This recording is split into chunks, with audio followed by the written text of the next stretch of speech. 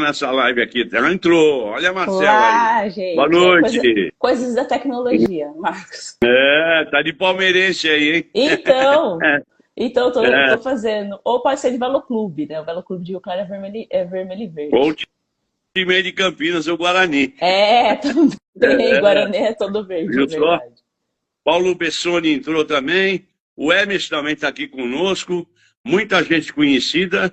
E estava um doutor mestre, né? Um doutor muito especializado em medicina do esporte, recuperação de atletas que eu conheci, o Nabil Goraieb. Doutor Nabil Goraieb. E você vê que a sua live, da Itália também, o Christian Paris foi meu centroavante, jogava de centroavante na minha equipe na Itália. Que Ah, bom. tá ótima a live. O som, tô sabendo aí. Tá tudo bem com você? Certeza. Boa noite, pessoal. Sejam muito bem-vindos. Muito obrigado, Marcos, pelo convite, né? E da importância da gente continuar aquele bate-papo que foi muito interessante com o professor Hermes Balbino, que é o meu amigo, grande amigo, e minha inspiração para a área de psicologia de esporte. Se eu fui para a psicologia de esporte graças ao Hermes Balbino, que me apresentou na época da graduação da faculdade. Eu sou mais atleta, né? Então vim desde de categoria de escolinha, joguei até o adulto, vôlei na Sei, cidade de Rio Claro, onde eu moro. Então eu sou psicóloga sei. do esporte, sou especialista eu tenho especialização nessa área também, gestão de pessoas. Trabalho com psicologia clínica e psicologia esportiva. Eu já Nossa. tenho vários atletas e atendo ainda, né? Então, estou trabalhando nessa perspectiva. E o meu mestrado, também trabalhei com mestrado na área de atletas paralímpicos, né? Então, a minha defesa foi, e escrevo sobre isso, então a importância da psicologia do esporte também no esporte paralímpico. Estou aqui para contribuir, para a gente bater um papo, para conversar. Então, Legal. deixa suas mensagens aí para gente ir discutindo e conversando ao longo da live. Olha, eu queria agradecer mais uma vez você ter aceitado o convite e achei muito importante para nós, o pessoal que clicou, dando que viria você fazer a live, o prefeito, o prefeito e o ex-prefeito de Botucatu gostaram da ideia. O pessoal que, todos que eu mandei, a maioria deu uma clicada, que legal, que legal. Porque é bom você evoluir nas coisas. E eu estou fazendo isso aí, esse mês aqui está batendo 5 anos que eu faço live. E eu acho muito importante receber pessoas expertas em assuntos que é interessante para o esporte. Eu queria aproveitar para fazer uma propaganda do meu livro, O Jeito Brasileiro de Jogar Futebol. Espero um dia lançar aí em Campinas.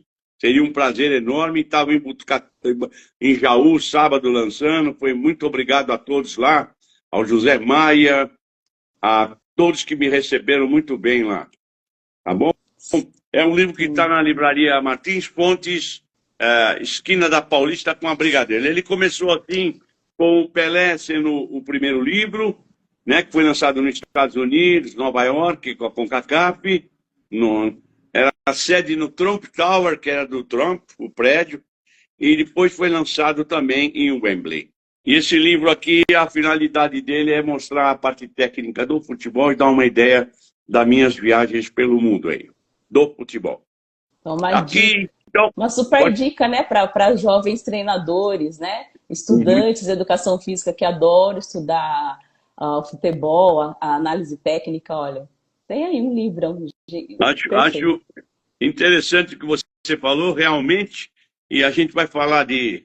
eu fiz uma pequena anotação sobre escola de futebol, que vai ter a ver com a escola de futebol, a parte psicológica. E eu queria, Marcela, com uma pergunta para você. Você falou já um pouco da sua carreira, eu sei que ela é brilhante. É, quando você tomou a vontade, prazer de fazer a psicologia? Marcos, uma curiosidade sobre mim, né, que eu tinha 12 anos e eu já sabia que eu ia fazer psicologia. E eu era atleta naquela época, né? Então, Você eu é falava fazer atleta de... voleibol. Atleta Voleibol. legal. Eu com Jogava em em Rio Campinas? Claro, sou de Rio Claro. Rio Claro, Quem Rio dera Claro, eu tivesse desculpa. jogado Eu torci que por causa do do Hermes. Hermes. por causa do Hermes é de Campinas. Então, eu entrei no voleibol, eu tinha de 11 para 12 anos, eu acho que eu ia fazer 12 anos. E por quê, né? Porque já as meninas da minha sala eram meninas já amigas de infância, né? Eles já treinavam aqui num projeto da prefeitura. Para quem não conhece, Rio Claro tem uma questão esportiva muito importante, né? De incentivo voltado ao esporte.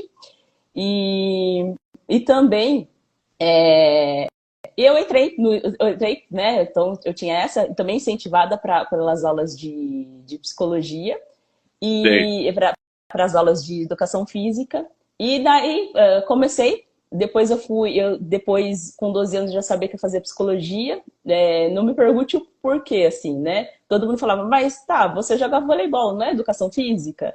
Não. Eu tinha até pensado em fazer fisioterapia, né? Mas eu sabia que eu ia de alguma forma. Daí no ensino médio isso foi reverberando mais, porque eu tive aula de psicologia durante o ensino médio todo, né? Aquele ensino médio, aquelas aulas de psicologia com pitadas voltadas mais para as questões do adolescente, então isso foi importante. Prestei todos os vestibulares, desde treineiro para psicologia, nunca prestei para outra coisa. Isso intrigava os meus pais, porque você não vai prestar outra coisa? E se não for? Eu falei, olha, eu nem pensava na possibilidade de não ser, né?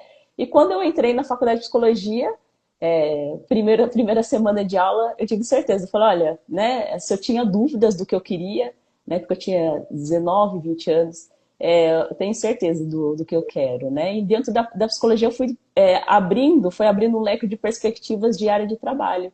Foi onde, conversando com o Hermes já, né, meu amigo de caminhada na faculdade, ele falou, olha, Marcela, você foi ex-atleta, por que não psicologia de esporte? Da Falou bem. psicologia do esporte. Então nessa perspectiva também que Que depois legal. na faculdade eu fui. Que legal. A gente tem umas histórias para quem mexe com diversas atividades, claro, que toma um impulso, surge uma ideia que eu lembro de mim, tal, que eu queria fazer educação física, depois, mas eu queria jogar bola, ser jogador, e no final, vou resumir o meu, porque a entrevista é com você, Sim. e aí eu resolvi parar para fazer a faculdade de educação física. Tinha bolsa, tudo, fui tricampeão universitário jogando futebol, mas eu poderia ter continuado a jogar futebol. Eu não jogava mal, era médio volante, mas no futebol brasileiro é difícil, tem muitos. Eu estava no Santo André com o Formiga, tinha saído do Saad, mas eu tinha meu objetivo já no Saad, em São Caetano, fazer educação física. E aí segui esse caminho. E por sorte, eu digo por sorte, eu tive privilégio, fui ser treinador. Eu era preparador, virei treinador. E não deve ser diferente de você algumas coisas, claro que a matéria é diferente. E eu tive psicologia na escola. Foi mais resumida com a Zuliane, doutora Zuliane, que era a esposa do Zuliane, foi preparador físico de São Paulo. Mas o interessante aqui que você está falando, você jogou quantos anos no Rio Claro? Jogou 2 anos, 1 ano, 10 anos? Quanto? Foram 10 anos como atleta, né? Você Então, tem, você foram tem sem 10 querer. anos. Então, Legal. eu parei de jogar voleibol quando eu entrei na faculdade. Depois que eu entrei na faculdade, porque assim, a vida de atleta treina todos os dias, né? Então, eu treinava de segunda a sexta, das 2 às 5 todos os dias. E eu estudava de manhã. Quando chegou no final do ensino médio, eu fazia cursinho à noite e estudava de manhã e treinava à tarde o dia inteiro.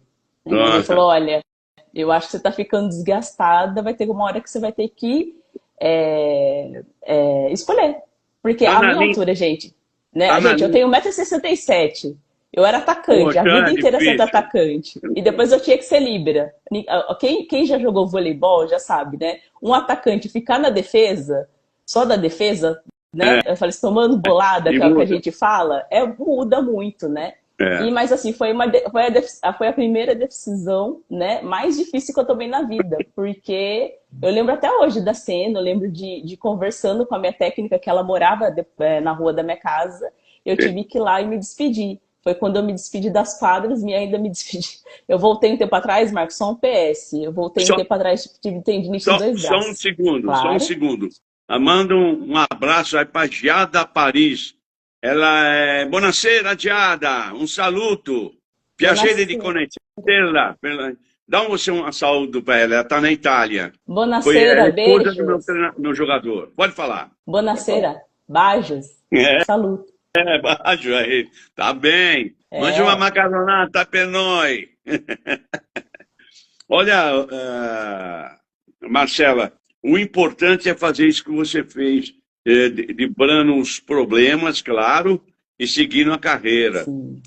E acho muito legal, porque eu vou te falar uma coisa para você. Eu cheguei a ser um pouco treinador de vôlei por causa da faculdade. O Moreno era meu professor e me motivou. Só que meu caminho era o futebol. Trabalhei um pouco em clube, um ano lá com o Tietê como auxiliar do João, os caras muito bons. Mas eu via que eu continuava no futebol, mas eu ia acompanhar um pouco o vôlei, porque o vôlei me deu uma experiência sensacional em matéria de treinamento. E eu acompanhava os japoneses quando vinham aqui, trabalho de flexibilidade, essas coisas. Você seguiu qual não vou falar qual escola, Alemanha, o Japão. Quem que você admirou, que você falou, poxa, eu vou por aqui mesmo, que é aqui e tal. Fala você. Então, como eu sou uma criança da década de 90, então eu vim, né, praticamente com a seleção de ouro. Então eu vi Marcelo Negrão, era Marcela, né? Era meu ídolo, é ainda, né? Meu ídolo foi com 19 anos. Acho que é importante quem não assistiu Marcelo Negrão jogar, naquela época que a gente tinha tie-break, que os jogos eram exaustivos, né? Ele era com 19 anos, ele foi eleito, né? Ele foi o melhor jogador do mundo e foi eleito o jogador, né? O máximo do Olimpo, né? Com muito novo. Então ele era a minha referência, assim como Ana Moser. Ana Moser, né? Dois ponteiros e era a minha, na época, né? Era o que eu queria ser atacante e fui atacante por muito tempo e depois eu fiquei como saída de rede, pelo causa da minha altura, né? Até treinar líbero e depois eu terminar, mas assim, eu vim com essa geração de ouro que para mim era fantástico.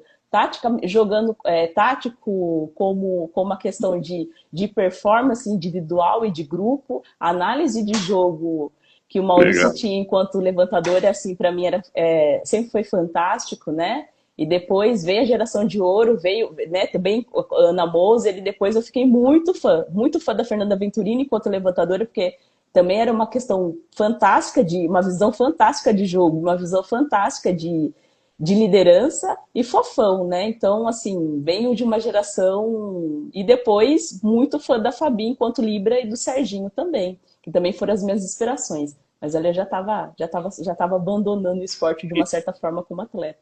Como ajudando a complementar para você aí, quando Uhum, eu fazia educação lá com o Moreno, também me motivou ver o Santo André. Ele levava nós no treino no Santo André, ele jogava no Santo André ainda. E o Zé Roberto era um levantador. E fantástico. estava Brunoro também acho que estava por lá. Então é importante você conseguir ver alguns atletas ou algum espelho para você procurar seguir um ídolo. Eu acho muito importante isso no futebol, pois tem que se criar bons ídolos. Aí vai entrar nós aí, hein? É, Sim. você, como é que cria um bom jogador? Não vou falar ídolo só. Como é que você acha deve ser trabalhado isso aí no aspecto mental, psicológico? Eu acho que um bom jogador ele já vem de uma questão de base muito importante, né? O que eu vejo as histórias do Pelé, do que meu pai contava, de como que era o Pelé, como o Garrincha. Essa questão também é minha de esporte, porque sempre foi muito forte por parte do meu pai.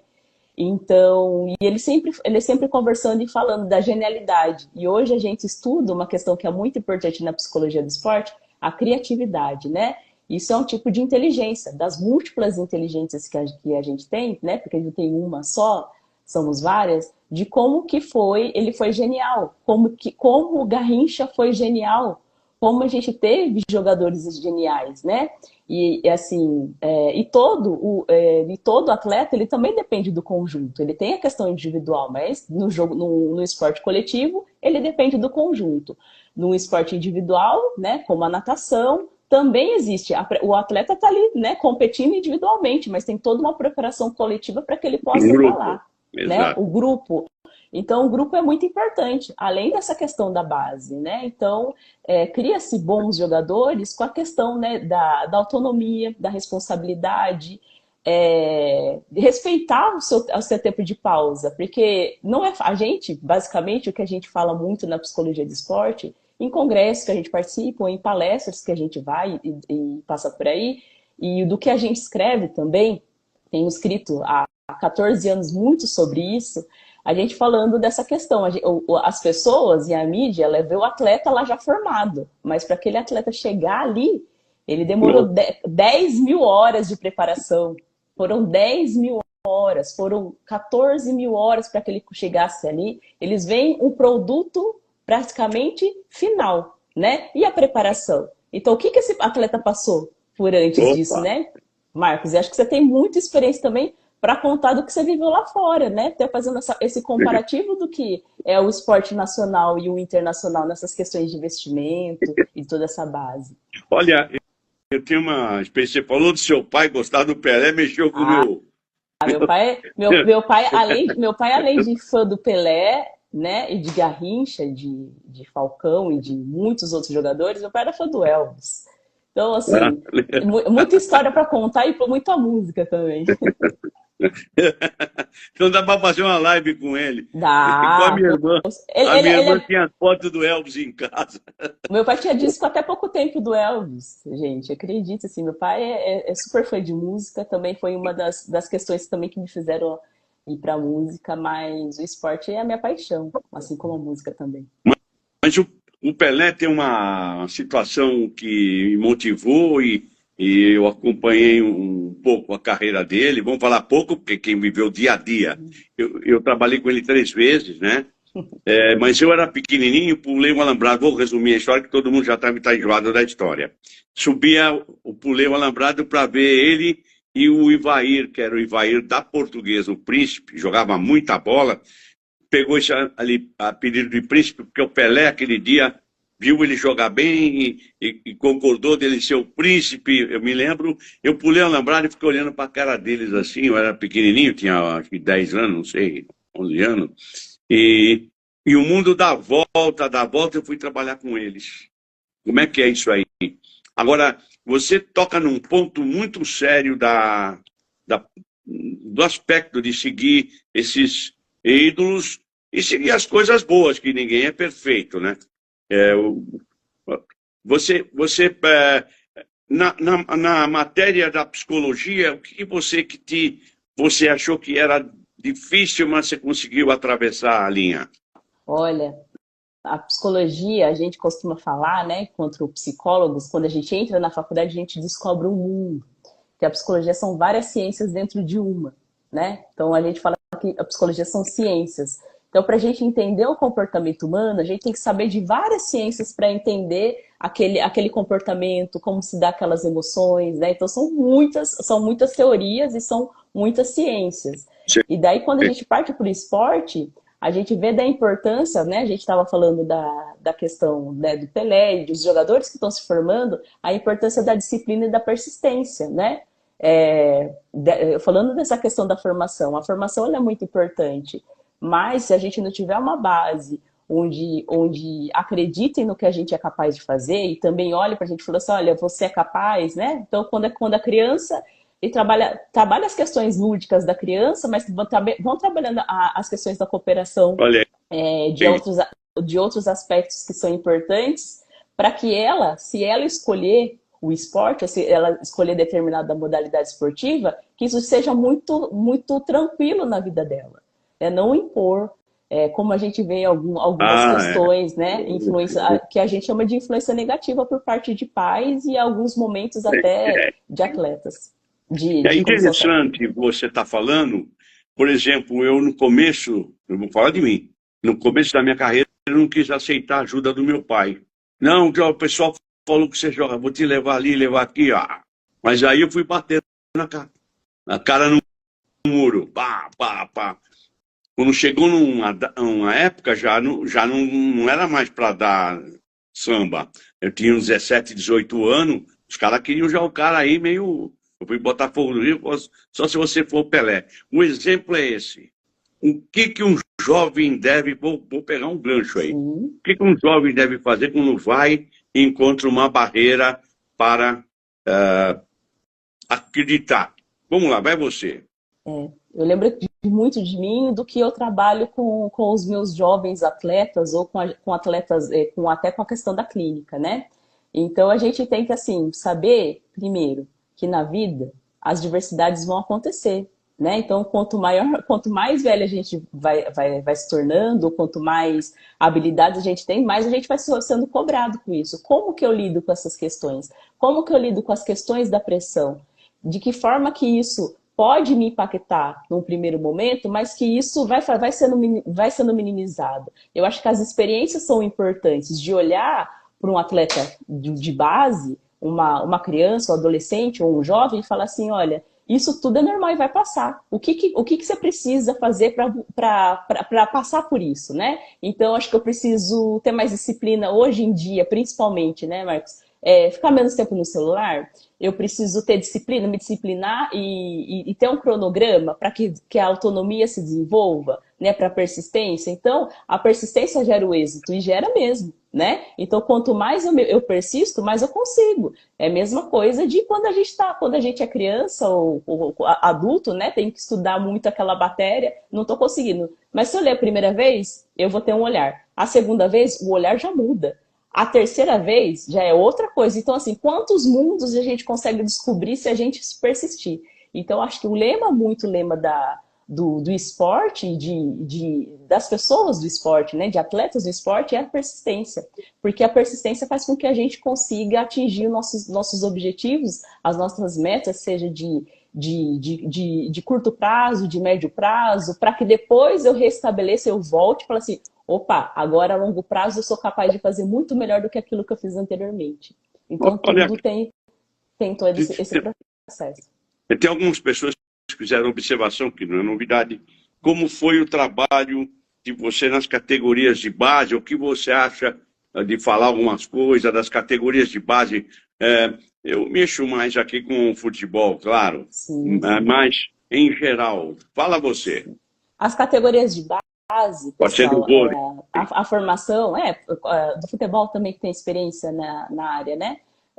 Handball também. As categorias de base, a gente fala que é um processo de formação, né? Então, a gente tem idades para que a gente consiga trabalhar. Então, com os menores, a gente vai trabalhar o lúdico, de uma forma mais lúdica, mas entendendo os aspectos psicológicos que são importantes contidos naquele comportamento.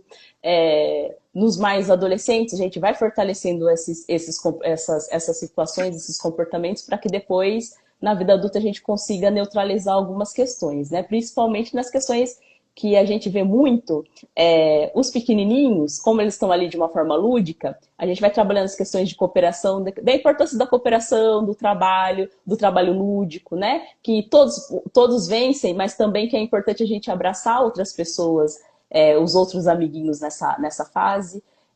Os mais adolescentes já vão sentindo um pouco das questões da pressão, que isso também vai acontecendo com o medo de errar, né? E a gente vai trabalhando assim que o erro ele pode acontecer. E isso também faz parte, né? Eu Faz lembro muito parte. da frase, lembro muito da Dá frase. só um segundo Tá, aí, faz claro. parte. Eu, quando fui trabalhar com o Pelé, recebi o convite, a verdade é essa, eu recebi o convite, subi a Imigrantes, e me falaram assim, o Pelé vai voltar a jogar, falou, para você vai trabalhar com a gente, vai dirigir ele, um negócio assim. Aí eu queria saber por que ele viu qualidade. E uma qualidade que ele viu, ele me elogiou, o professor Mazei, que era um guide, que guiava o Pelé, que era o mestre do Pelé, falou para mim, não, você é uma pessoa que trabalha sério, negócio assim, e você não gosta de errar. Eu conheço você. E eu fui mesmo. Foi um negócio emocionante. Eu queria só adicionar para você uma coisa que eu anotei aqui, uma reunião minha de futebol, o planejamento da escola de futebol, alguma coisa assim. O objetivo da nossa escola é educar, fazer amigos, dar desenvolvimento social, acompanhamento escolar, identificar e desenvolver o talento. O que você acha disso aí? É a grande questão da base, né? Antes de você formar um grande atleta, você tem que formar uma grande pessoa. Você tem que trabalhar com as questões de formação. Porque assim, lá na frente, ele vai poder decidir o que ele vai querer, né? Eu vejo muito por mim. Então, o esporte, o quanto que o esporte foi importante? Porque eu desenvolvi autonomia, a questão de planejamento, de organização também, não só de pensamento, mas das Organização. sessões de trabalho. A questão da atenção, né? De saber ouvir, saber compartilhar. Eu vim de um esporte coletivo e depois, mais tarde, eu fui para o esporte mais individual, né? Agora, depois de formada. Então, isso foi muito importante para essa questão, mas a formação cidadã foi muito importante. As questões de respeito, né? O respeito com o outro, e saber que existem diferentes graus de entendimento diante de um contexto, mas eu falo, Marcos, que a grande questão do esporte, principalmente na base de formação, eu falo que a gente não aprende em lugar nenhum que não seja o esporte, a questão da lealdade. É cedo que a gente aprende a ser leal. Então, a lealdade. Exatamente. Né? Exatamente. Então, a gente, enquanto atletas, a gente aprende a questão da lealdade lá na base, que isso também vai refletir para uma vida adulta, enquanto profissional. Aí entra os atletas que vocês veem, às vezes, ser expulso de graça ou criar problema fora até do campo. E, no geral, eu acho que é importante ser orientado na base. Também, eu penso tudo isso. O Gilei está mandando um abraço para você aqui de Botucatu. Falou que a entrevista é uma beleza. Um abraço, Gilei. Legal. Se você vê algum nome de alguma colega sua, pode mandar um abraço aí também. Por enquanto eu não estou conseguindo ver, não aparecendo aqui para mim. Então, se você vê, tudo bem. Eu vejo aqui Spacchiamonte Cinelletti. Spacchia é nome italiano, né? Aqui está o Vebrádio, CDR. Legal. E aqui vai a propaganda para o mundo. Aí agradecer aqui o Milton Neves, do Terceiro Tempo, e ao UOL, que divulgou nossa live. Eu queria que você escutasse uma mensagem. Eu acho que você conhece essa pessoa. Põe para mim aqui, por favor. Enquanto você está olhando aí, eu acho que é muito importante fazer essa live. E ela vai ser a abertura para muito mais lives, como também para o Hermes. Com certeza. Porque vocês são importantíssimos. Pode falar. Pode pôr. Vê se você entende. Que aqui é feito mais como amador. Sim. Boa noite a todos. Boa noite, Marcos Falopa. É uma grande alegria receber vocês que estão aqui assistindo essa edição especial da live que o Marcos promove constantemente, trazendo hoje uma convidada muito especial, que é a professora e psicóloga do esporte, Marcela Tomé, que é uma profissional que une com excelência o conhecimento acadêmico e a vivência prática no campo esportivo. A Marcela é graduada em Psicologia pela Universidade Metodista de Piracicaba, Unimep, especialista em Gestão de Pessoas e mestre em Desenvolvimento Humano e Tecnologias pela Unesp de Rio Claro, onde também é pesquisadora do Laboratório de Estudos e Pesquisas em Psicologia do Esporte, o LEPESP, tão conhecido no meio acadêmico, né? Em seu mestrado, ela desenvolveu um estudo profundo e inspirador sobre resiliência no esporte, tema absolutamente essencial para quem lida com atletas, superações e performance.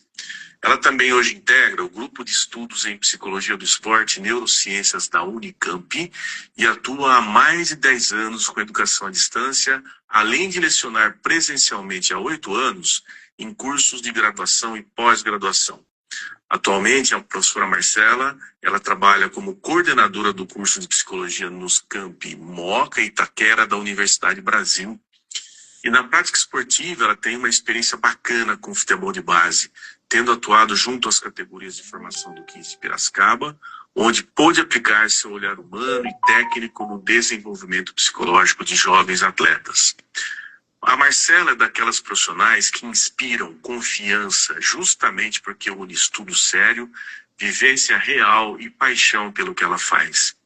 Então, caros colegas, caros amigos e amigas, preparem-se para uma conversa rica, acolhedora e cheia de insights sobre o papel da psicologia no esporte, especialmente ao lado do nosso querido mestre Marcos Falopa, referência nacional e internacional na área técnica do futebol. Seja muito bem-vinda, professora Marcela Tomé. É um privilégio ter você aqui conosco hoje. Muito obrigado, Emerson. Ela responde para você agora. Muito obrigada, Hermes. Muito obrigada por essa bela apresentação, né? Por essa palavra. Eu acho que é isso. É muito estudo, né? 14 anos estudando, 14 anos escrevendo, 14 anos participando de congresso, nesses 14 anos também 12, né? Nesses 14 anos, 12 ministrando aulas. Então, e trabalhando também com a psicologia, tanto na clínica como a psicologia do esporte, que também, isso é um tema de uma outra live que a gente pode falar um pouquinho da diferença dessas duas perspectivas, e também, né, com muitas pessoas me ajudando, então assim, né, trabalhando e aprendendo muito, né, então eu tenho uma boa relação com os técnicos, eu aprendi muito também trabalhando na visão técnica, trabalhando com técnicos, né? Então, os técnicos foram muito importantes para mim, para minha vida. E também trabalhando com a equipe multidisciplinar, que é importante também.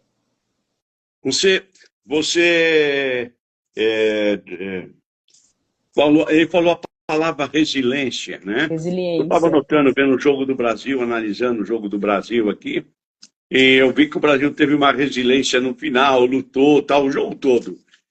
O que você explica sobre a resiliência? Vai você. Eu acho que como mestre em desenvolvimento humano e trabalhando mestre em resiliência, que é isso que o meu orientador falou, olha, agora você é uma mestre em resiliência, né? Principalmente trabalhando na resiliência no esporte, com a psicologia do esporte. A resiliência é a adaptação à diversidade. Ela que vai fazer com que a gente, né, um indivíduo numa situação, né, devida, a gente se adapte e dê um novo significado àquela situação anterior. Então, você citou uma questão muito importante, que foi o caso do Vinícius Júnior, né? Não é que ele jogou mal. A grande questão, o que eu tinha visto, né, às vezes, e vocês podem reparar também, não é por parte de ex-atletas comentaristas que vem algumas coisas que, assim, óbvio que eu não concordo, mas concordo com muitas outras. Ele estava jogando, fazendo o jogo dele. Por quê? Uma coisa é você jogar na seleção, outra coisa é você jogar no clube que você está todo dia, né? Você tem 2 treinos por dia, né? Então, semana tem jogos. Agora, a seleção, você tem, às vezes, você não tem nem um mês de preparação. Então, exige... né, Marcos? E é muito difícil. Agora, você vai querer exigir de um atleta uma questão, né, que assim, que se fosse uma seleção que já viesse jogando da mesma forma ou com os mesmos atletas, é uma questão, né, que poderia ser pensada. Mas a adaptação foi ele ver que, assim, em algumas situações ele precisava passar bola, ou ele não tinha, né, não que ele tinha desmotivação. Jogar 90 minutos não é fácil, precisa de um preparo muito, e ele já vem, né, de campeonatos do que ele tem. E no final, quando precisou dele, da inspiração dele, ele conseguiu fazer um gol lá nos 90 minutos, já, né, no finalzinho do segundo tempo, e mostrar. Daí esquece toda a parte crítica, porque ele fez um gol. É a mesma coisa, se permitir, né, que eu trabalhei por muito tempo com goleiros e preparação de goleiros, e a preparação de goleiros não é fácil, né? O goleiro só é lembrado quando ele toma um gol. Mas as defesas que esse goleiro fez, se esse time não tivesse, né, uma defesa, né, que ele faz parte da linha de defesa, se ele não tivesse muito bem preparado, talvez o time tinha feito mais, né? E se ele tomou um gol, se o time perdeu, se o time perdeu, a culpa é do goleiro ou foi da linha do meio do campo para frente que não fez a parte? Então, se o atacante ele perde um gol, ou se não faz um gol, tudo bem. Agora, né, eu falo assim, e o goleiro? A gente sabe, né, trabalhando com eles, o quanto eles treinam, né, além de treinar, tem o preparo com a linha, eles também têm o preparo deles sozinho. Então, assim, não é uma posição nada agradável. Não é mole. Nada agradável. É ingrata até. quando eu estava no mundo árabe, tinha que fabricar o goleiro. Tinha que fabricar o jogador. Mas eu lembro do goleiro. Sofreu, mas um dia eu saí de lá do Catar, eu estava em Bahrein, numa outra país árabe, e eu soube que ele estava já na seleção sub-20. Então, a batalha, o trabalho, e quem deu o exemplo ajudou muito. E eu acho que essa experiência é sensacional. Por quê? Um pouco mais atrás, o treinador tinha que fazer praticamente, às vezes, as duas coisas. Lugar que o futebol vou falar em inglês, é mais fácil, meio profissional, e não é profissional, ele é amador, lá era amador. E nós somos pioneiros no Catar.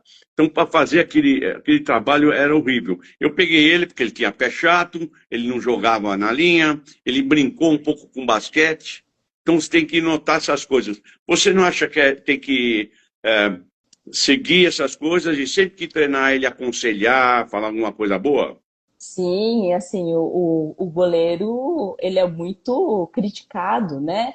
Eu falo que é uma posição tão importante quanto todas as outras, mas a mais importante da linha da defesa é o goleiro. O mais importante, né?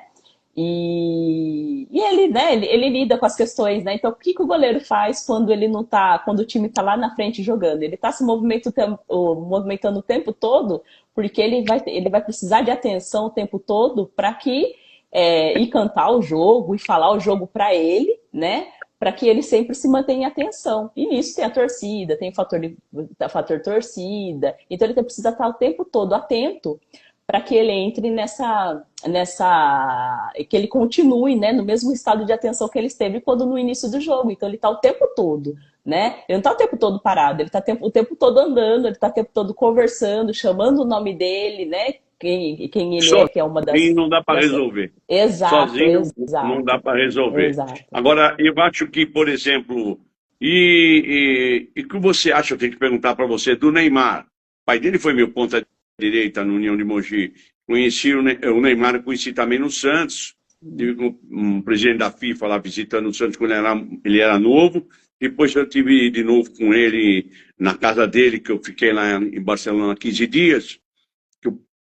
Foi uma satisfação e eu vi que ele é bom menino, bom rapaz, alguma amizade, faz o cara atravessar a noite, alguma coisa assim. O que você falaria do Neymar? O que você pode falar? Eu acho que pessoas como o Neymar, assim, né, que vem dessa base, né? Então, assim, pensa numa criança atleta. Uma criança atleta ou de uma criança que vem. O atleta, ele tem a fase de ele não tem a fase de brincar com os amigos do bairro, né? Muito pouco. Tem o sistema de treinamento, depois tem que ir para a escola, né? Então ele vai crescendo e depois tem as competições de final de semana e ele vai criando. Quem são os amigos de infância? Poucos que acompanham, né? E depois ele vai criando amizade com colegas de clube, da onde ele vai passando, de todas as questões. São essas questões. Então, é uma vida de muita entrega que ninguém vê. Todo mundo vê o dinheiro, mas e a vida de entrega que tem, né?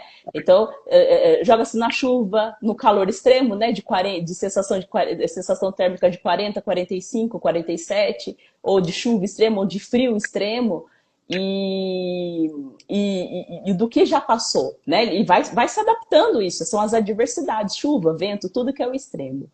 E também... E para que ele se tornasse, que eu vejo ele como um grande jogador, e né? Porque tem muita gente que não gosta e também tem gente que gosta. Ele, como um grande jogador, a base dele foi importante, assim como outros atletas, ele é muito inteligente, né? E acho que a formação da base no futebol de salão foi muito importante para ele ser o jogador de campo que ele é hoje, né? Existe muita diferença, você pode falar muito melhor do que eu. Existe uma diferença de comportamento e de jogo de um atleta que vem do salão, que foi ele, que essa que foi a formação dele, para depois fazer a transição para campo. Então, eu lembro de um jogo da seleção há muitos anos atrás, que ele estava com alguns jogadores que também foram de futebol de salão, a troca de passes muito rápido, parecia que eles estavam dentro da área, parecia que estava jogando futebol de salão. Então a gente tem que ver... Ajuda muito, ajuda muito. ajuda muito o raciocínio rápido, a tomada de decisão, né? Então, a questão da criatividade, porque o futebol de salão dá essa base. Então, eu vejo, né? E também, às vezes, eu conversando com meu pai concorda comigo, que ele é um tipo de liderança que faz diferença. A gente não pode falar que não faz diferença, que não faz falta. Faz, né? Só que a gente não pode depender de um jogador só. A gente precisa formar ou precisa ver outros jogadores, porque uma hora ele vai parar. A gente sabe que a vida é curta do atleta. Ele pode ter esbanjado um pouco com o carnaval, claro, mas é um jogador utilíssimo ao Brasil, é o melhor. E teu pai que viu o Pelé aí, e eu também, eu fui lhe dar um drible, passou no vídeo, hein? Ele deu um drible que nem o Pelé ouvi dar, na cabeça. Ele tinha que cabecear provavelmente para cá. Ele deu uma pequena chicotada na bola aqui e foi para outro lado e deu um chapéu no cara. É impressionante a criatividade e a inteligência desse rapaz. Ele pode abrir muitas portas para o Brasil está precisando muito dele. Ele deve estar consciente disso, que a minha carreira uma hora para e está bem de vida. Então ele tinha que, com satisfação pessoal também, ter um campeonato do mundo e ajudar o Brasil a ganhar o campeonato do mundo. Isso aí existe um trabalho sério. Nós sabemos que acho que na CBF tem o Dorival, conheço bem, trabalha com psicólogo e eu acho importante o técnico também conhecer a psicologia, como a gente conhece um pouco, o que é bom, é útil. O que você acha disso aí? Olha, quando o técnico tem o conhecimento da importância da psicologia do esporte, da psicologia no esporte, que a gente fala, né? Que ela é no esporte, ela não vem do esporte, né? Ela está inserida no esporte. É muito, muito, muito, muito melhor. Então, eu tive sorte também de trabalhar até hoje com técnicos que sabiam da importância. Por quê? Esses técnicos também, que eu trabalhei, foram ex-jogadores. Então, jogaram em grandes times, jogaram fora, jogaram na Europa e viram que se tivesse, por exemplo, se eu tivesse uma psicóloga, é o que eu escuto. Marcelo, se eu tivesse uma psicóloga lá me acompanhando desde a base, talvez eu teria ido mais longe. Né? Ou talvez, mesmo com temperatura de menos negativa, quando jogou na Rússia e em outros países, talvez eu teria suportado mais, talvez eu teria entendido o processo, até o processo de transição de carreira depois, né? O que eu faço depois do esporte? Então, toda a formação ela é importante. Então, quando a gente tem técnicos e tem dirigentes que entendam essa importância, o psicólogo está ali para auxiliar não só o atleta, mas toda a comissão técnica, toda a diretoria e todo mundo, com certeza a gente vai ter esporte, modalidades esportivas muito, muito mais assertivas, né? Muito mais vitoriosas nesse sentido, também visando as questões de desempenho. Eu vou te falar para você, não sei se eu vou ser claro, eu dei cursos de futebol e treinei equipes, seleções pequenas, grandes. Há uma diferença, você estava falando de um assunto, eu estou pensando aqui. Preparar para esses jogos FIFA, claro que não é fácil. Pode ter 11 craques, se você não souber e não tiver uma condição, o jogador também não tiver uma condição, tudo vai por água abaixo. Aí eu passei situação iguais e com seleção que era famosa e tinha mais tempo para preparar e uma condição melhor. Eu dou exemplo, Mianmar, que eu trabalhei, que é uma seleção pequena, e eu dou exemplo da seleção da África do Sul, que já era considerada média grande. Então, a África do Sul, eu tinha condição mais de preparar, de arrumar amistoso, tanto que eu saí, depois foi o Parreira, mas o negócio esse cuidado psicológico é muito importante. Conheci um treinador argentino que é campeão do mundo, famoso, já partiu. Eu convivi com ele no México, eu fui dar curso e tal, ele falava muito, não quero saber de psicólogo, mas aí foi um outro problema, um pouco, não digo que é pessoal, mas o psicólogo saía com os jogadores. Então, o que eu quero chegar com você é na confiança. Tem que ser uma pessoa de confiança, não tem? Na verdade, a gente tem que pensar que, assim, a psicologia a gente tem a postura ética, né? A gente não pode Ô, confundir o seu ô, trabalho com as questões, né, do atleta. O atleta lá não é seu amigo. Você não é amigo do atleta. Você é o profissional que está ali para gostei. atender. Mas a gente trabalha as questões da humanização também do trabalho. Não precisa ser um trabalho, não precisa ser um trabalho distante, mas, assim, existe a questão da separação. Porque o atleta também ele quer viver as questões que são pertinentes à vida dele. Né? Ali no campo ele é um profissional, porque a gente tem que lembrar, né, que o atleta é um trabalhador, né? Enquanto trabalhador, ele sofre das questões de trabalho, mas ele também tem a vida pessoal dele, então ele quer viver a vida pessoal. Se tem essa postura, em que momento que o atleta vai viver as questões pessoais dele, né? Se você quiser ter raiva, né? Quer dizer, te ver alegre ou outras coisas, interagir com outras pessoas, ali é o momento dele. Então a gente precisa respeitar as questões do espaço, que é importante também. Ele tem um vínculo, né? O vínculo de trabalho, mas precisa ter essa questão de Claro, lembrar essa separação. claro. Aí é que nem um quartel, alguma coisa assim, que vai ser uma guerra depois, não pode passar informação para os inimigos, ou ajudar o inimigo. Ele é o treinador Bilardo, meu pai conhece bem ele, conheceu bem ele. Ele foi campeão com a Argentina em 86 no México. E era muito bom, treinou o Maradona. Nossa, sabia tudo. Só que ficou doente e agora se partiu. O Marco Rosa tá. How are you, my friend? Tá na Escócia, é um amigo meu, há muitos anos, de família aí e tudo. Marcos, tudo bem aí? Ela vai te mandar um abraço. Pode mandar um abraço para a Escócia. Hi, Marcos. How are you? Thank you. Gostei. Ó, viu? Eu queria tocar com você num assunto que eu comentei com você antes de nós fazer a live, outros dias e tal, e eu falei da palavra bullying. Na verdade, você me lembrou que é o assédio. O que Assédio. que você pode citar de exemplo que não deve ter na escola de futebol? O que que pode ser? O que a gente tem visto muitos casos, né? Não só no futebol, em outras modalidades também, as questões de ofensa, né? E quando a gente está na base, eu tive um atleta que era goleiro, e ele sempre lembrava de quando ele era pequenininho, tinha 5 6 anos, ele estava disputando um campeonato, né? E estava lá, tava parado no gol, né? Pequeno, e daí começaram a xingar ele. Xingar ele, tinha 5 anos, Não, gente. mínimo. E começaram a xingar ele, e ele era uma criança, né? Como que vai entender? Olha, a torcida pode fazer isso, né? Mas esteja preparado. Mas ele era só uma criança. E daí ele lembra que ele chorou muito, que depois do intervalo o técnico veio, abraçou ele, que isso foi uma questão muito importante, né? Da questão do acolhimento, de entender, e depois o pai dele. E depois ele voltou para o jogo, né? Entendendo que isso fazia parte, né? Então foi a primeira experiência dele.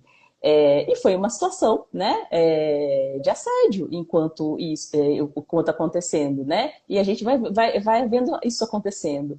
Eu trabalhei também com um dos atletas, né? Trabalhei com um atleta de futebol feminino e também tinha, né, o assédio por parte da torcida, mas desmerecendo e com atitudes machistas em relação às meninas, né?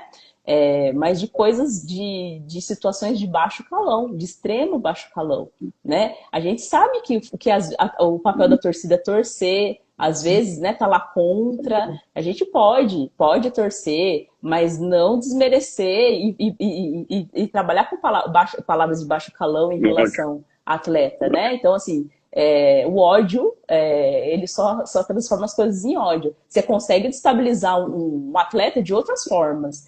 E também que a gente vem visto, né, de outros atletas acontecendo isso no vôlei. Eu falo a questão seguinte: a questão não é exatamente quando a gente está em campo, ou quando a gente está na quadra, ou quando a gente está na natação, porque é uma das modalidades que eu pratico hoje, é a natação. Enquanto você está ali, basicamente você não está quase nem ouvindo, né? Você está tanto tempo já treinando, você tá ouvindo a torcida. É só no momento que você para. Aí que a torcida vai, né? Por exemplo, você vai estar lá na linha de saque é o momento que você para, que você consegue escutar a torcida. Enquanto você está na quadra, você não está escutando. Quando você está jogando, você não está escutando. É quando para que a lateral, é no lateral, né? Ou cobrar o escanteio que a torcida fica ali porque sabe. Então, essas coisas têm acontecido. E até o que a gente está vendo, né? Replicar em situações até nos clubes aqui no Brasil, as questões de racismo. Né? Então, não só no futebol, mas tem casos recentes aí no voleibol, tem casos no futebol feminino das questões de assédio, né? Que teve, acho que no final de semana, se não me engano, e o que vem replicando, né? Você pode tentar tirar a atenção do atleta, né? Você pode xingar, porque isso também, gente, não é que o atleta não está lá jogando e ele não está acostumado com o xingamento, mas a questão da ofensa é dura, porque ele já escutou isso a vida inteira. Então ele está chegando para um time, já está se preparando profissional, ou está no profissional, quando ele esboça uma reação de indignação, é porque ele, assim, eu não aguento mais. Mas isso não quer dizer que eu vou deixar de ser um jogador, ou se eu vou ser atleta, por causa disso, porque eu já passei pela minha vida inteira, né? Mas chega uma hora aqui. Claro, claro. Isso aí tem que ser preparado piano, piano, se diz em italiano. Devagar, devagar, né? Slow, slow, até entrar na mente também para ajudar. Mas claro que chega a um ponto.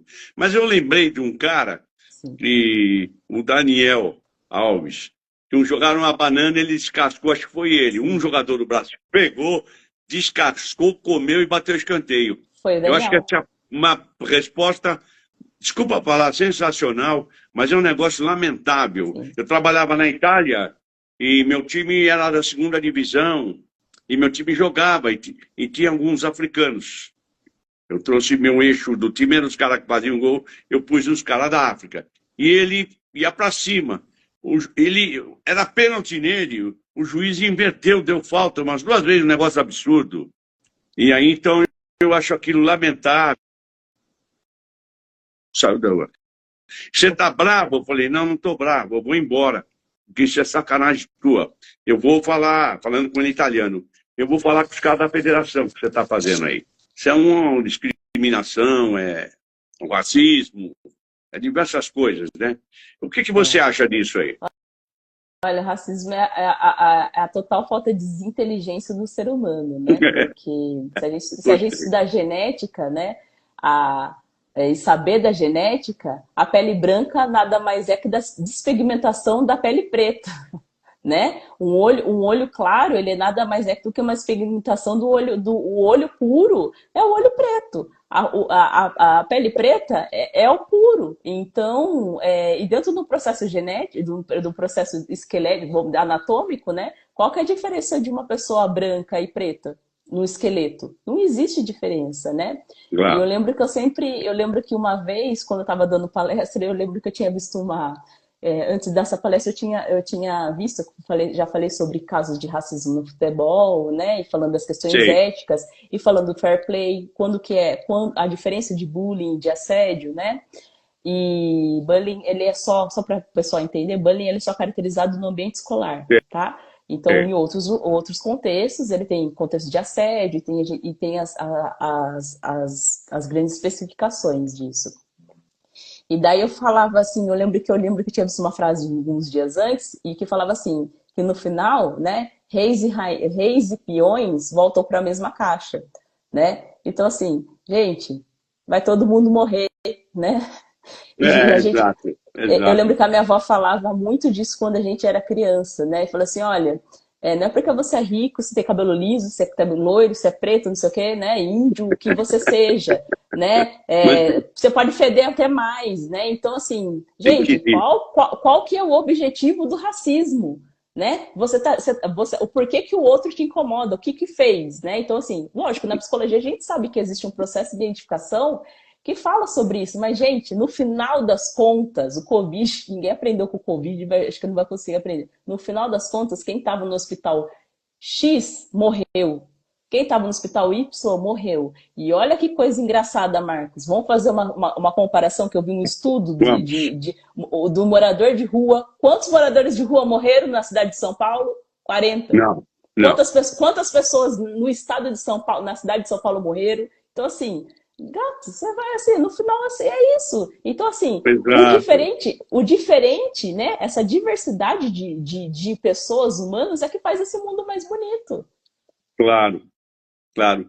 Você falando isso aí, eu vejo que, mas eu acho um detalhe que e o Vinícius já está preparando, você está falando do jogo Brasil amanhã, eu Sim, vou querer saber qual é o resultado, na sua opinião. Mas o Vinícius, ele muito está fazendo esse programa que eu acho muito sim. legal.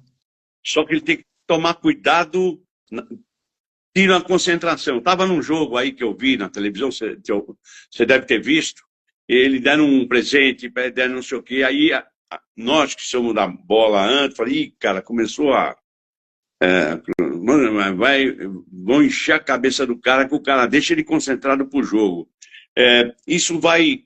E ele acha que já está escorado agora, dá para ver que ele entra no campo mais escorado. Então, eu acho que sem exagero, ele é um símbolo por isso aí, de proteção ao racismo, ajudar. Sim. É duro acabar com isso, isso aí vai existir. Quando você joga bola, você vai de fora daqui para um outro país, mesmo com amigos. Na Inglaterra, eu fui jogar bola pelada, numa praça, Holland Park. Aí os caras eram sul-americanos desse lado, mas tinham colombiano, argentino, eles às vezes não passavam a bola. A gente tem que se mexer e buscar a bola. Claro, tem que saber usar a manha. Então existe uma discriminação, um negócio absurdo, absurdo. Eu acho que amanhã, Deus queira que não tenha, mas vai ter alguns caras perturbando os brasileiros. O rapaz do Brasil deu um azar na declaração que ele deu para o Romário. Também o Romário deu uma induzida nele para ele falar: vamos para cima, arrebentar. Isso aí o técnico de lá pega, põe na tela. Isso é usado no tempo do onça. Sim. Não e não aguentar aqueles caras, aquele Paul da Inglaterra, da Argentina, não é mole. O que você acha disso aí? Fala. Ah, na verdade, os argentinos eles precisam olhar para si, né? Porque se a descendência deles é indígena, eles estão falando do quê, né? Então, né, paraguaio, né? Então, assim, estão vendo que é uma questão provocativa.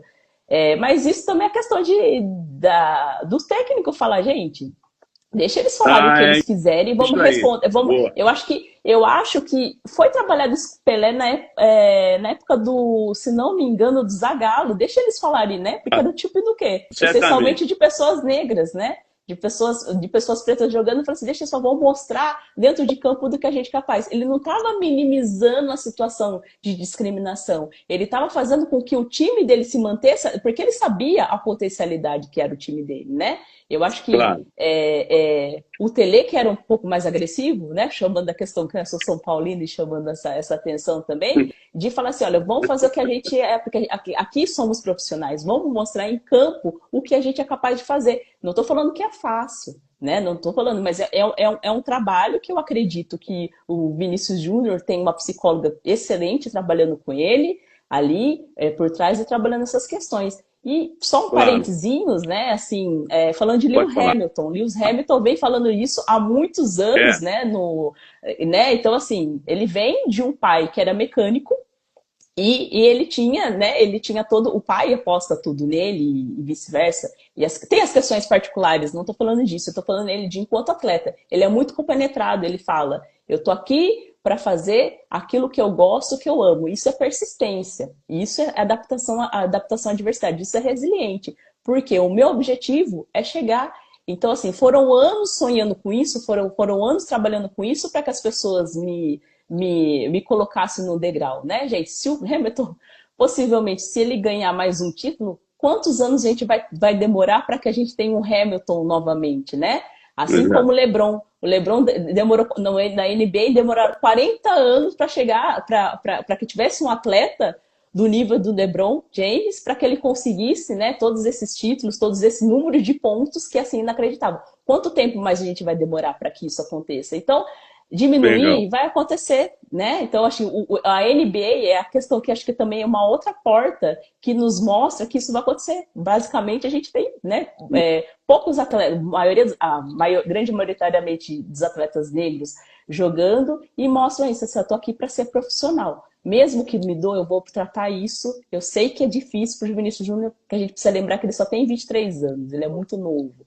Mas ele vai passar por essa experiência, Marcos. Ele vai e ele vai conseguir, porque assim, ele é o melhor do mundo hoje e vai continuar sendo. E vai continuar sendo. Claro, claro.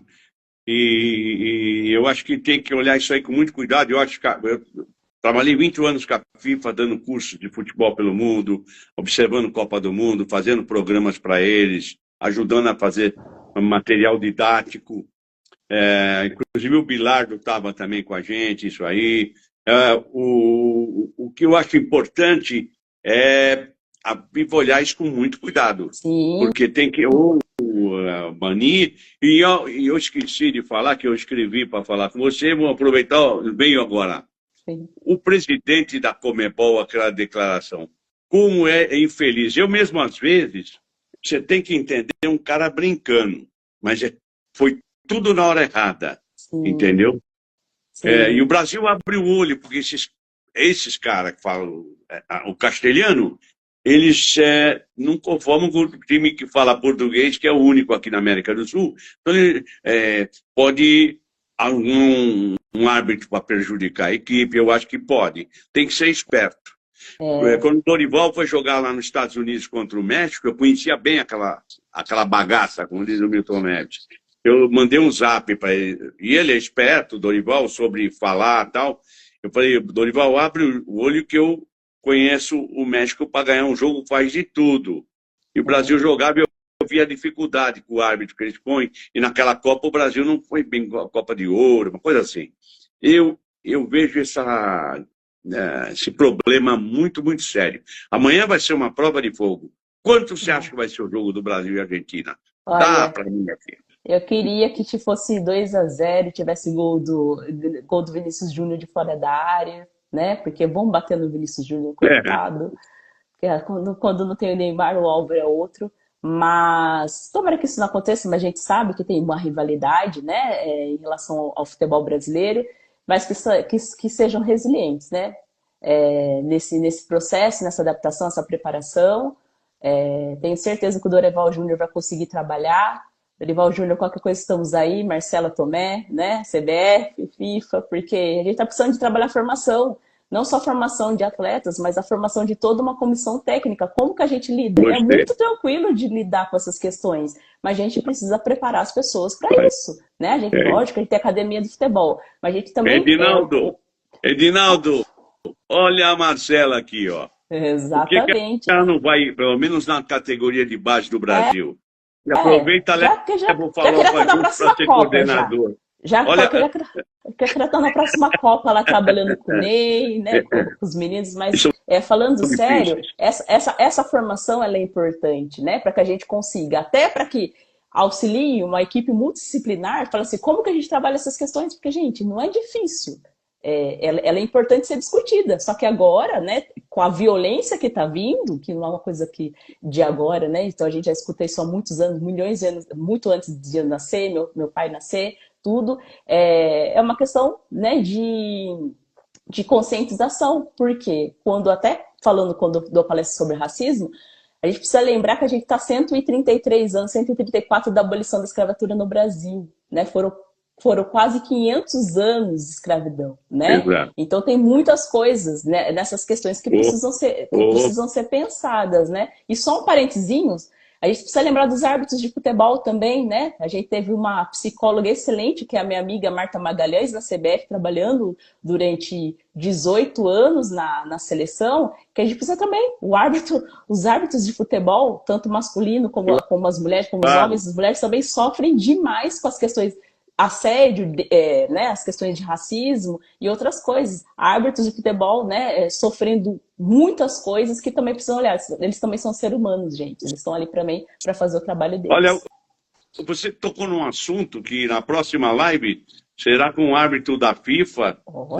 Trabalhou comigo também, não comigo, trabalhamos em competições junto, o Emílio Marques Mesquita, é conhecidíssimo, o diretor da Federação Paulista, e eu vou lembrar de falar alguma coisa que ele pode mencionar. É uma pessoa muito fina, que conhece, teve em Copas do Mundo, e é interessante esse assunto. Olha, atravessamos o Canal da Mancha. Deu uma horinha aí que você vamos falar que você está devendo, eu estou devendo muito para o pessoal que nos assiste, a trazer você mais vezes aqui, tá? Será um prazer. Só que vai dar um tempo e aí você será um prazer ser recebida, tá bom? Eu agradeço. Você pode falar, se despedir, e eu vou mandar para você, quando eu colocar no YouTube, isso aí vai para o YouTube, vai a cópia, tá bom? Isso, já salva a agradeço live. muito, de coração. Muito obrigado, sensacional. Obrigada agradeço eu. o Hermes também, que te indicou. Sim, Hermes, minha inspiração. Nós estamos devendo uma pizza aí, viu, Hermes? Vamos lá para Campinas. Vamos para Campinas. Marcos, eu agradeço muito pela participação e eu aproveito a oportunidade, né, antes de terminar. Eu tenho um grupo de estudos em psicologia do esporte. Ele é formato online. Então, quem quiser saber um pouco mais do grupo, é só mandar uma mensagem para mim no direct que eu respondo, tá? É Marcela Tomé, _psi, só me achar nas redes sociais. E agradeço a oportunidade dessa aula com você, porque a gente aprende muito, né? Aprende muito, então a gente tem que aprender com os técnicos. Eu aprendo muito com os técnicos, essa visão que você tem, não só de Brasil, mas também Europa. Então, e ter tanta essa vasta experiência no esporte, é isso que nos preenche e que nos motiva a continuar estudando. E ser como você, Marcos, assim, né? Tanto eu, professor Hermes, assim, como o Marcos falou na vida. Eu imagino que a gente... Você imagina. Olha, o que é legal, que, só para ir concluindo, mas eu acho importante falar isso aqui, eu trabalhei muito em países da raça negra, me dei bem com todos. Na África, muito, Camarões, que era pedreira, ali, você saber viver. Eu joguei em Kinshasa, lugares difíceis, onde o Pelé parou uma guerra. Exato. O exemplo era o Pelé, foi jogar o Santos, Pelé jogou, e o ditador lá, Idi Amin Dada, eu penso que era ele, que fez a partida, parou a guerra, depois ele saiu, os caras começaram a guerra. Na América Central, Caribe, e há muitos, e é uma sociedade muito legal, são gente muito boa, você sabendo viver, qual que é o problema? Tem que ser assim. Muito obrigado você, viu, de coração, me manda o inscrito aí do grupo, e uma satisfação participar com vocês. Se precisar qualquer coisa também. Muito obrigada. Vou chamar você lá participando do grupo, que é importante essa troca. Não só eu como psicóloga, mas tendo técnicos mostrando a questão técnica, porque é importante para que a gente também entenda e contribua, né? Então, outros profissionais atletas também participando do nosso grupo, que ele é um grupo aberto. Precisa ser psicólogo, precisa ter técnico, precisa da área da área da saúde, né? Educação física, fisioterapia, nutrição, não, né? Enfermagem, pode ser qualquer profissional que queira discutir, entender mais como que funciona o comportamento humano e nesse ambiente que é o esporte, porque a gente trabalha um pouquinho de psicologia organizacional para entender o comportamento do atleta no esporte também. Muito legal. Olha, te agradeço de coração. Seu pai está vivo? Meu pai tá. Dá uma abração nele, legal. Pode deixar. Dá uma abração nele. Fala para ele no YouTube que tem uns filmes, eu participando com o Pelé de jogos da seleção de massa, essa que está aqui atrás. O Pelé está aqui comigo. Sim. Eu era um café com leite, mas eu andei muito com o rei. Muito legal. Com certeza. Olha, um abraço, obrigado. Um abraço.